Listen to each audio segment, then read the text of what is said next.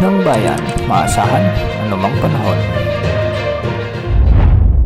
Magandang araw po sa ating lahat. Narito na ang pinakahuling update sa binabantayan nating bagyong Opong at sa magiging lagay ng ating panahon sa araw na ito at sa mga susunod na araw. Lumakas pa bilang severe tropical storm ang bagyong Opong habang ito ay nasa Philippine Sea. Huli itong namataan sa layong 670 kilometers silangan ng Surigao City, Surigao del Norte. Taglay na nito ngayon ang malakas na hangin na umaabot sa 95 kilometers per hour malapit sa gitna at pagbugsong umaabot sa 115 kilometers per hour. Kumikilos ito ngayon ng pakanluran hilagang kanluran sa bilis na 20 kilometers per hour. Kung mapapansin natin ay patuloy na ring lumalawak ang kaulapang sakop ng bagyong ito at meron na itong diametrong umaabot na sa 450 kilometers mula sa gitna. Dahil dito nakataas na ang tropical cyclone wind signal number 2 sa northern Samar at sa northern portion ng eastern Samar. Signal number 1 naman ang nakataas sa may Catanduanes, Camarines Sur, Albay, Sorsogon at Masbate at nakataas rin ang signal number 1 sa may Samar Province, ang nalalabing bahagi ng Eastern Samar, Biliran at ang northern portion ng Leyte. Ang mga lugar na ito ay makakaranas na ng mga pag-ulan at pagbugso ng hangin lalo na pagsapit ng 36 na oras. Pinag-iingat natin ang ating mga kababayan sa mga nakakataas ang wind signal sa potensyal na pagbaha at pagguho ng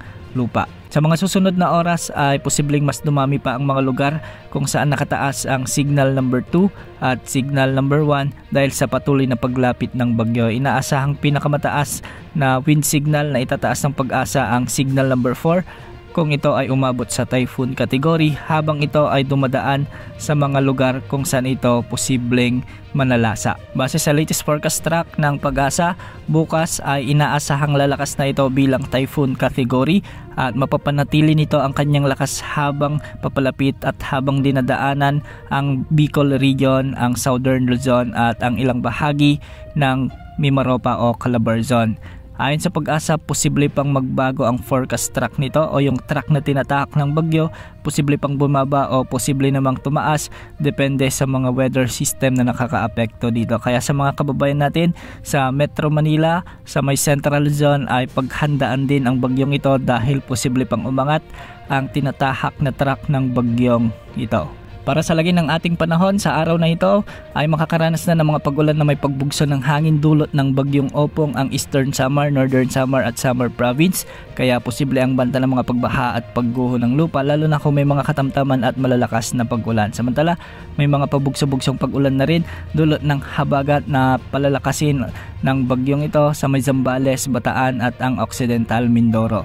At dulot pa rin ng bagyong Opong, asahan din ang maulap na kalangitan na may mga kalat-kalat na pag-ulan at thunderstorms sa Bicol Region, Central Visayas, Quezon Province, Dinagat Island, Surigao del Norte, Isabela, Aurora at ang nalalabing bahagi ng Eastern Visayas. Samantala, habagat naman ang magdadala ng maulap na papawirin na may mga kalat-kalat na pag-ulan at thunderstorms sa Metro Manila, Ilocos Region, Cordillera Administrative Region, sa may Western Visayas, Negros Island Region, Zamboanga Peninsula, ang nalalabing bahagi ng Calabarzon, ang nalalabing bahagi ng Cagayan Valley, ang nalalabing bahagi ng Central Luzon sa may Misamis Occidental, Misamis Oriental, sa may Lanao del Norte at sa may Camiguin. Pinag-iingat natin ang mga kababayan natin na apektado ng habagat sa posibilidad ng mga biglang pagbaha o pagguho ng lupa. Sa nalalabing bahagi ng Mindanao, habagat din ang magdadala ng mga kalat-kalat na mahihinang pag-ulan at thunderstorms. Matatas pa rin mga pag-alon sa karagatang sakop ng kanluran ng bansa o sa may West Philippine Sea at sa may extreme northern Luzon. Dulot pa rin ito ng bagyong Nando na nasa labas na ng ating area of responsibility.